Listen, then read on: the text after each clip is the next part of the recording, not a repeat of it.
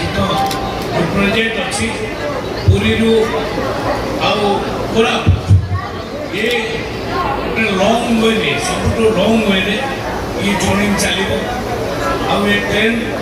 आज उपहार देते आमको माननीय मुख्यमंत्री आउ माननीय रेलवे मिनिस्टर अश्विनी आदरणीय अश्विनी बस्त्र अलरेडी ट्रेन आसूची अल्प समय भितर ढेंकानाल प्रवेश कर इत अवसर आम जो आठी मीटिंग चली जो सभा चली सभा उपस्थित अच्छा रेलवे अधिकारी अधिक कहीं समय नष्ट करेंगे कहीं बहुत कम समय अच्छी किंतु जानना दरकार ढेंकानाल पूरा कलेबर बदलची एवं सारा भारत वर्षर नव कलेबर हो प्रत्येक स्टेशन को अत्याधुनिकरण हो ढेंकानाल स्टेशन से परिमाण काम चली अत्याधुनिक काम एवं लिफ्ट लगी बाटे देखी आस वयस्क लोक मैंने जो मैंने चली पारे नहीं माने आहत लिफ्ट भी जापर सब प्रकार व्यवस्था है सामने देखा मिलूँ केते बढ़िया अत्याधुनिक मॉडल स्टेशन होती भाव में कटक भुवनेश्वर पुरी सब स्टेशन गुड़िक अत्याधुनिकरण हो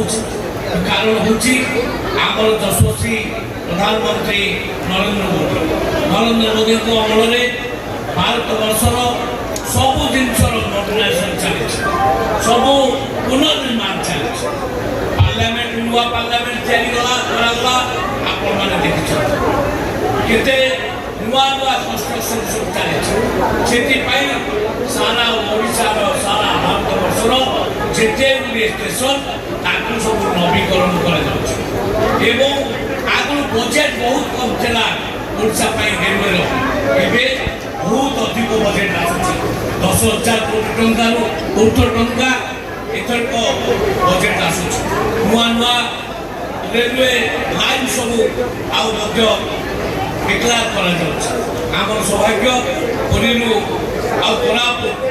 ये गोटे मात्र माने रास्ता थिला जे माने दीटा ट्रेन बदल कि गोटे ट्रेन एका बेले जाए कोरापुट पहुँचो से व्यवस्था होगा आज या प्रकृत में ढेंकानाल किसी ना